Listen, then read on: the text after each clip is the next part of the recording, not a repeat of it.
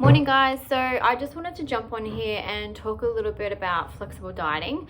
I'm a massive advocate for flexible dieting because it allows you to eat what you actually really enjoy instead of sticking to this, really harsh, low calorie, really restrictive meal plans that some people do give out. This gives you the flexibility to still eat what you want, but everything obviously in moderation. I do get a few clients struggling with the idea of creating meals and recipes. So creating meals is when you're creating one serving of something.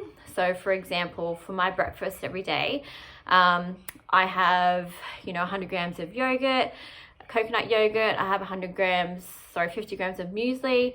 I have 50 grams of blueberries and 100 grams of strawberries, and then 20 grams of peanut butter. So for example, what you could do to create a meal for that, you can enter that into your breakfast, right? So each one of those ingredients, add that into your breakfast, and then down the bottom it should have, I think there's 3 little dots or 4 little dots.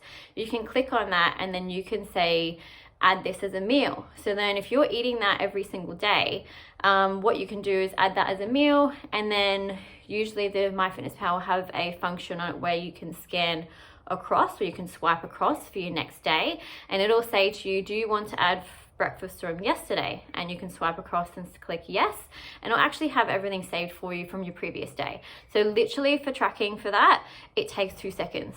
So you know what you're eating every single day, for breakfast and stuff like that. I know how much to weigh out, so it's kind of just something I do in the background, so it's really, really easy.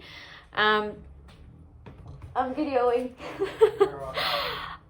And then what you can do as well to create the meal, so you can have the 3 little dots, you press that and you can go create a meal. So that actually saves the meal in there for you in the MyFitnessPal itself. All right.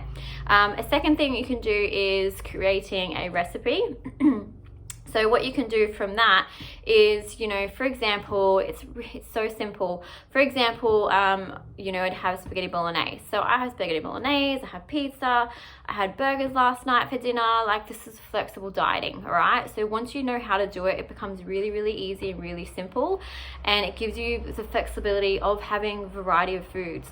Otherwise, if you're gonna have the same thing every single day for 2 weeks to 3 weeks, yes, you will lose weight, but you will get really, really bored of that food and you'll go off track. After that 3 weeks, you'll get really bored of that food because you don't have the willpower and the knowledge to know how to flexible diet properly. So for example, for your recipes, so you just go into create a recipe. So for example, for spaghetti bolognese, right? So you guys, for meat eaters, I'm a vegetarian, you would have your mince. So for example, your 500 grams of mince in your serving. So put 500 grams of mince raw, all right, for this one, because you are putting it in raw.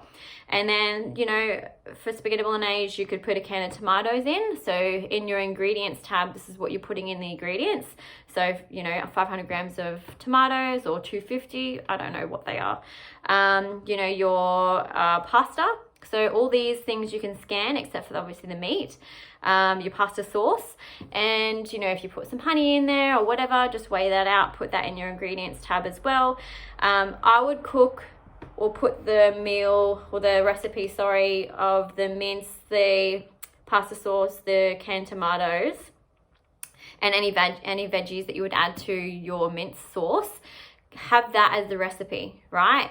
So that's the recipe, and then let's say how many servings you would get out of it, probably 4 or 5. But what you can do as a cheat, once you've cooked all that together, weigh all that out, all right? So for example, we've cooked all that together, that whole thing weighs 1 kilo, right? So I would say potentially 200 grams for a serving, so that would be 5 servings. This is just for example, all right? It's how much you want to eat, really, and how much you have left over for your dinner, how many calories, all right? So let's say, for example, for 5 servings, so each serving for the mince recipe will be 5 servings at 200 grams, okay? So then for next time, you're doing the exact same thing, you're putting the exact same things in the recipe to follow. That's all you have to do, create that recipe, you've got your servings, and then all you have to do every time you have spaghetti bolognese, because you're having the exact same ingredients, add your recipe serving into your MyFitnessPal, That's all you have to do.